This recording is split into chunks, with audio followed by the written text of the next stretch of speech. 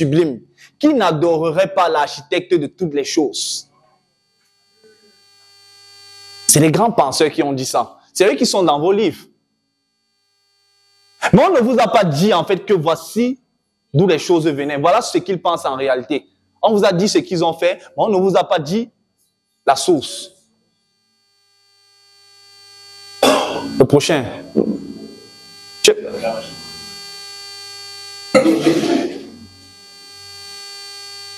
Il y a d'ailleurs l'homme qui a créé la théorie de l'évolution. Charles Darwin, vous savez ce qu'il a dit?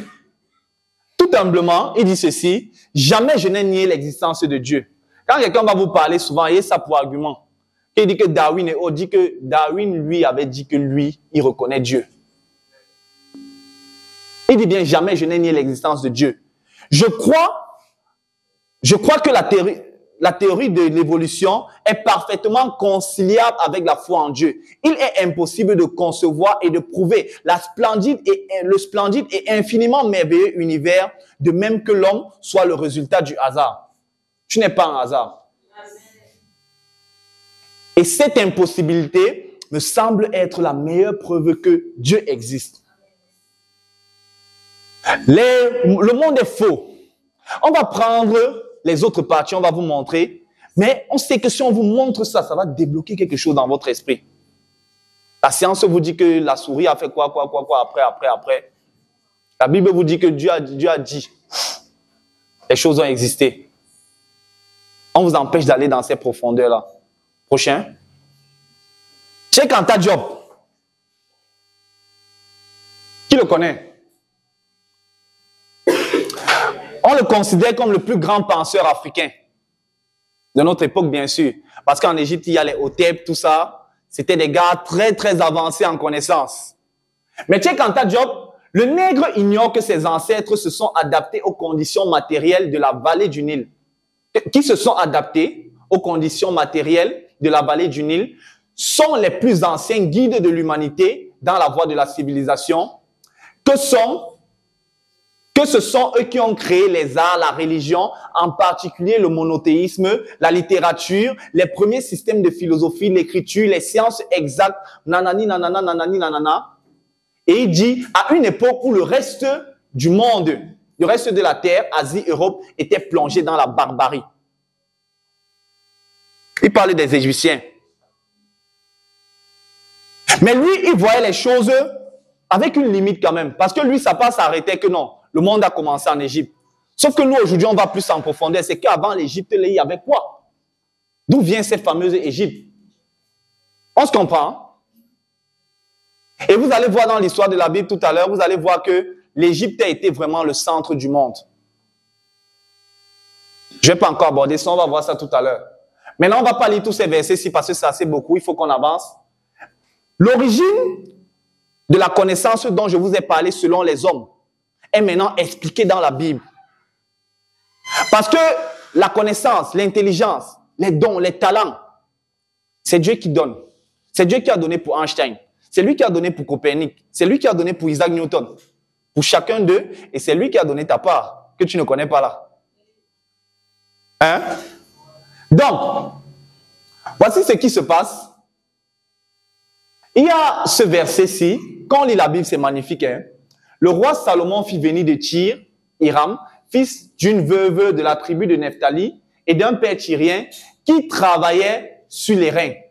Hiram était rempli de sagesse, d'intelligence et de savoir pour faire toutes sortes d'ouvrages d'airain. Il arriva auprès du roi Salomon et exécuta tous les ouvrages. Hiram était rempli d'intelligence et de sagesse. C'est un dépôt qui était en lui. On n'a pas dit qu'il a appris ça. Il était rempli de ça. Et Dieu a donné une mission divine à David. Il a dit, c'est ton fils qui va construire mon temple. Et il avait un ami qui s'appelait Hiram, qui était le roi de Tyr. Et lorsque Salomon va naître, au moment où il doit construire le temple, Dieu le connecte encore à Hiram pour que Hiram puisse continuer les choses. Il était rempli de connaissances. Prochain. Non, les versets là.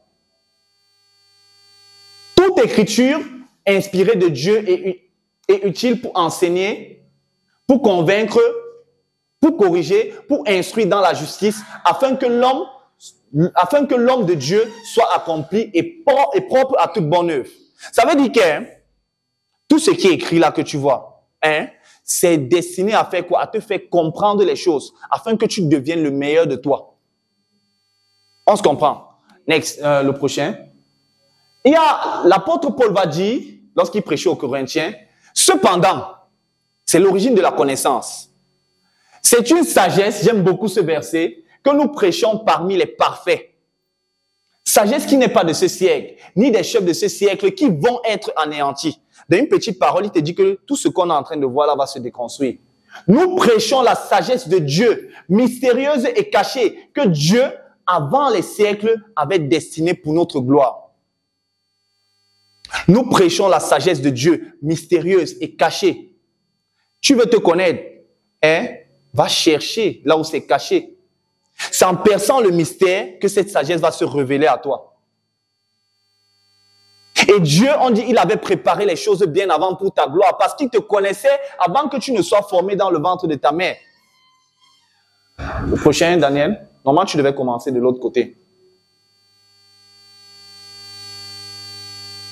Non, en haut. Mais comme il est écrit, je pense que c'est la suite. Ce sont des choses. Oh, j'aime le verset ici. Ce sont des choses que l'œil n'a point vues, que l'oreille n'a point entendues. Dieu nous les a révélées par l'Esprit. Car l'Esprit sonde tout, même les profondeurs de Dieu. Cet Esprit qui était là au commencement. Applaudissez quand même.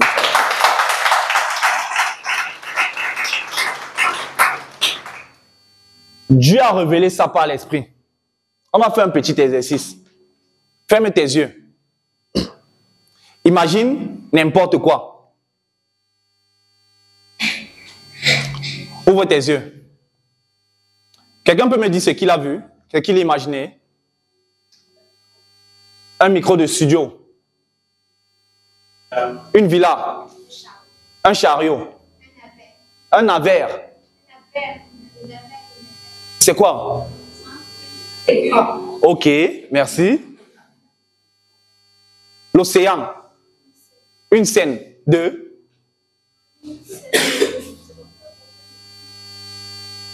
Ok. Une dernière. Oui. Le ciel. Un livre. Ce que les gens penseront après toi. Waouh. Oui. Toi en train de danser. Est-ce que pendant que vous avez vu ça, vous étiez en train de le faire? Il vous a suffi de faire quoi? Écoutez. Les gens veulent appeler ça la magie, mais c'est faux. Il vous a suffi de fermer les yeux un instant. En une seconde, vous avez vu ce que vous avez créé dans votre esprit. La sagesse mystérieuse est cachée. Dieu nous les a révélés par l'esprit. Les dessins animés viennent d'où? On imagine, on s'inspire, on se connecte où? À la source. Sauf que quand on est dans les sphères de l'esprit, après avoir fermé, vous avez vu que vous n'êtes même pas encore dans les songes. Vous êtes seulement avec les yeux fermés là. Et directement, vous êtes déjà en train de créer quelque chose dans l'esprit.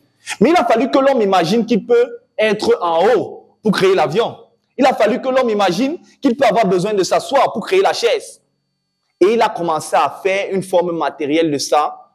Après, elle est devenue existence physique. Nous sommes esprits. Et l'esprit sonde tout. Et Dieu révèle ce genre de choses. Parce que la connaissance de Dieu est tellement grande. Comme Newton le disait, elle est tellement grande. En fait, elle est illimitée. Chacun vient se mettre, pique sa part. Et quand tu es connecté à l'esprit, l'esprit te dit, ok, il y a ça qui existe, il y a ça. Allez assujettir la terre. Vous pensez qu'on parle de quoi? Assujettissez la terre. Créez, inventez, devenez, imaginez et faites. D'où vient la connaissance? C'est de là.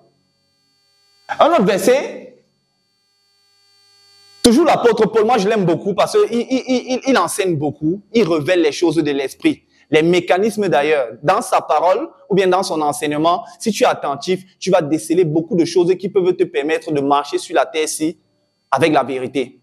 Il dit, c'est par révélation que j'ai eu connaissance du mystère sur lequel je viens d'écrire en peu de mots. En les lisant, vous pouvez vous représenter l'intelligence que j'ai du mystère de Christ. Il n'a pas été manifesté aux fils des hommes dans les autres générations, comme il a été manifesté maintenant par l'Esprit aux saints apôtres prophètes du Christ. C'est vrai qu'il est dans un contexte particulier, parce qu'il parle des choses spirituelles. Et il est capable de te voir, il te dit que dans ta vie, il y a telle chose, il y a telle chose, il y a telle chose. Il te dit, ce qui me fait comprendre ça, c'est que je suis connecté à l'Esprit. C'est ce qui t'enseigne là. C'est en ce don-là, de voir, d'anticiper, de comprendre des choses. C'est l'Esprit qui vous dit. Mais est-ce que vous faites comme lui le rapprochement avec l'Esprit? Est-ce que vous avez l'humilité de dire que je sais que c'est l'Esprit? Et là, quand l'Esprit est content, l'Esprit vient et dit, ok, comme tu sais que c'est moi, je vais davantage te parler. Parce que tu m'assumes.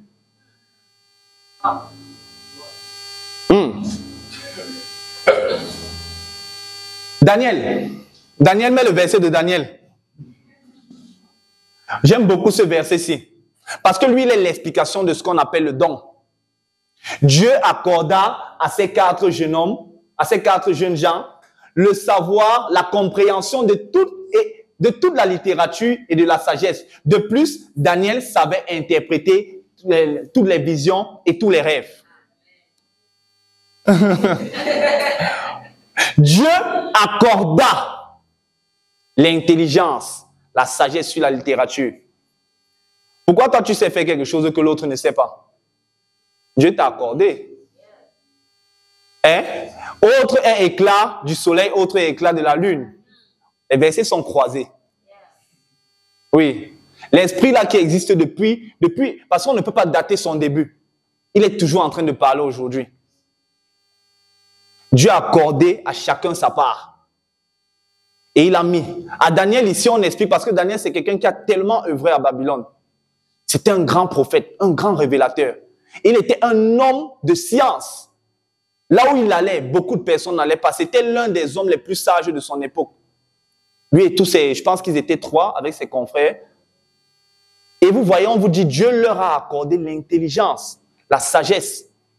Autre verset.